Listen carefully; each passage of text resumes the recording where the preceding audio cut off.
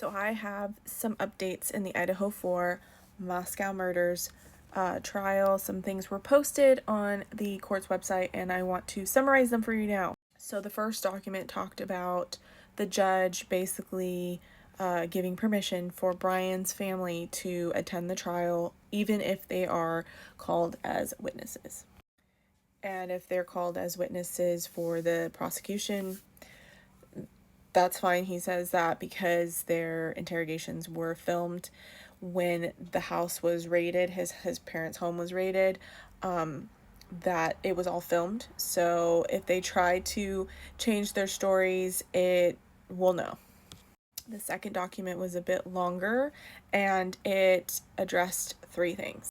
So the defense has had multiple experts look at Bryan and study him and evaluate him with regards to the diagnoses that he was presenting at court, talking about how he has autism spectrum disorder, or ASD, he has ADHD, and he has OCD, among also a eating disorder or previous one, and he has substance abuse prior.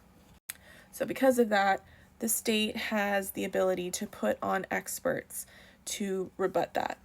So they had an expert that was going to evaluate Bryan, and that expert backed out last minute, so they had to find a replacement. But that expert did say that he wanted to do a personality testing on Bryan, as well as he did not believe that defense counsel should be present when Bryan is evaluated. So when they got the new expert to sign on, they basically asked that expert's opinion on those two things in addition to everything else. And that expert agreed that Bryan should have personality testing and that defense counsel should not be present when Bryan's examined, not before or after. And that they could observe it, they just can't be in the room with him. They also asked, so there's the three parts. They wanted an extension because this happened and the expert left the I guess you would say trial, and they had to get the new expert, that they wanted an extension, and they asked for 21 days, and the judge felt that was a little extensive given their tight timelines as it is, so he gave them until May 27th to examine Bryan and give time for it to get back to the defense so that they can review it and rebut anything that is said by the state's expert. The judge also said that personality testing will not be allowed. Now, I read the for and against it, and they believe, the state, that Bryan opened the door with regards to talking about his demeanor in court and how he's stoic and he doesn't show emotion, and that would be related to personality, hence the personality testing. The defense basically came back and said that their experts have not tested for that. It is beyond the scope of rebuttal for what they've put forth to the court, and that it's adding extra testing that's not needed. The judge agreed with them because he said they have tight timelines. They don't have time to add extra testing to the mix and then have each parties, respond to things like that. And so he said there will not be personality testing given to Bryan.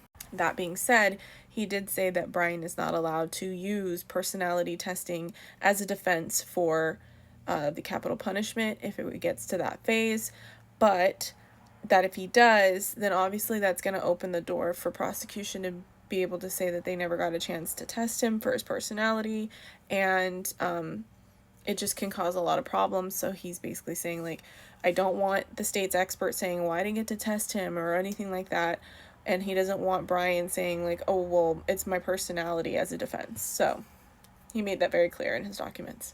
He also said that the counsel will not be allowed to be in the room with Bryan when he's being tested by the new expert, and that both prosecution and defense can watch through a one-way video or however they do it, but they cannot be seen in the room or anywhere around the room, and Bryan cannot have them with him, that he will be evaluated independently with the new state expert.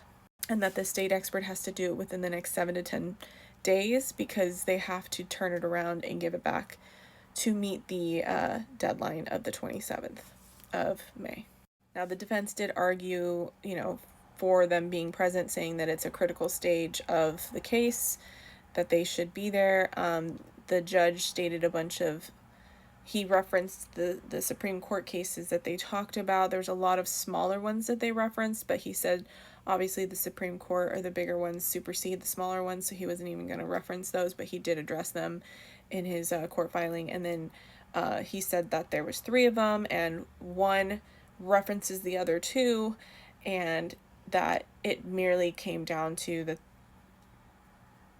Bryan has the right to have the presence of counsel, he has the right to effective assistance of counsel, but does not have the right to presence of counsel, like in these type, especially when an evaluation is being done for his mental capacity. So that's where we're at. That's what he ruled on today. Just wanted to bring that to you. If you like this, make sure you give a like and follow, because I will be covering this case as I have been for the last 2.5 years. So yeah, make sure you give that like and a follow and a comment below.